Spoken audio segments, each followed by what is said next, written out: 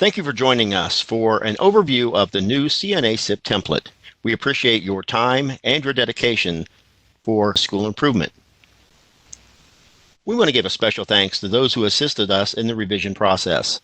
Robin LeClaire, our Chief of Academics, and members of the core revision team, including Ashley Hammond, Justin Hunter, Val Priller, and the specialists from the Office of School Improvement, as well as many other school leaders who provided candid feedback like Scott Dietz, Julie Gustafson, Lisa Ernsberger, and Julie Van Loo. We appreciate the efforts of each and all of these individuals. This will be a 30,000-foot flyover of the new template. More in-depth training will follow in other videos. But as a result of our session, you will understand why we have the new template, understand who has to complete the template, know when the CNA-SIP is due, know where you can find the template, and understand the main components of the template. Let's begin with why. Why do we have the new template? Well, simply put, it's because of you. Revisions came about as a result of feedback from school leaders from across the state. The new template is simpler and has much less redundancy. And we look forward to helping those who use it be successful in preparing their comprehensive needs assessment and school improvement plan. These are requirements and also reasons to use the state's template. Both CSI, Comprehensive Support and Improvement, and TSI, or Targeted Support and Improvement schools, are required to conduct a comprehensive needs assessment and complete a school improvement plan. But CSI schools must use the state's template for both. TSI schools must use the school improvement plan portion of the template, but may use any method they choose to conduct a CNA, as long as one is conducted. You'll see that schools with Title I school-wide programs must complete a CNA for their grant. So there are reasons for all schools to use the template other than schools who are just CSI or TSI. There are reasons for all of these and other schools to use the entire CNA-SIP template.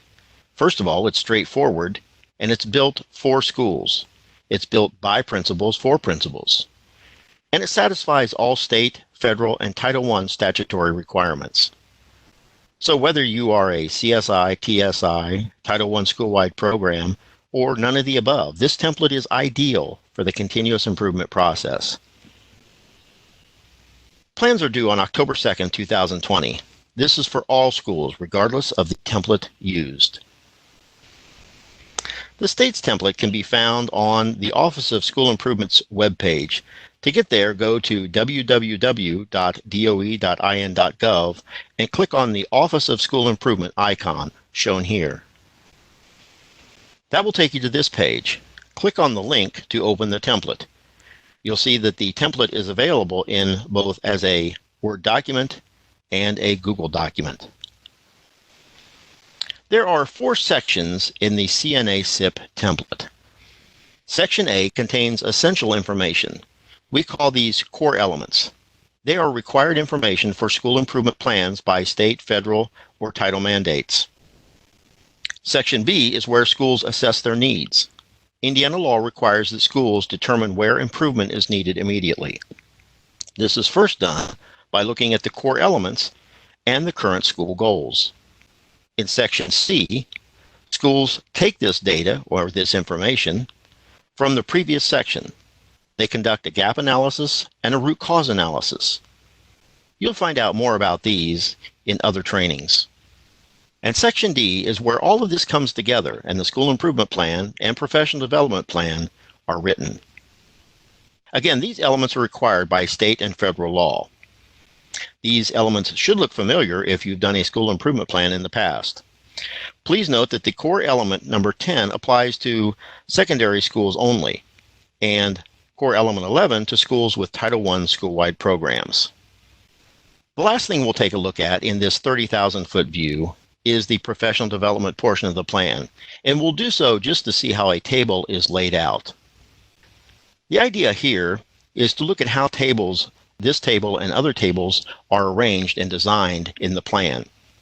They're organized with limited text space so schools can concentrate on what matters, discussing, debating, and gathering information about the schools instead of narratives to satisfy state requirements. Certainly the responses must be meaningful, but also concise.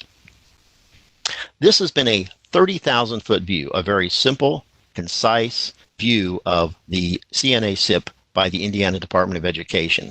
Join us for the overview part 2 for more in-depth training of each section of the plan. Thank you for your interest in the new CNA-SIP template. In the meantime, please contact me with any questions you may have. I am more than happy to help. Thank you.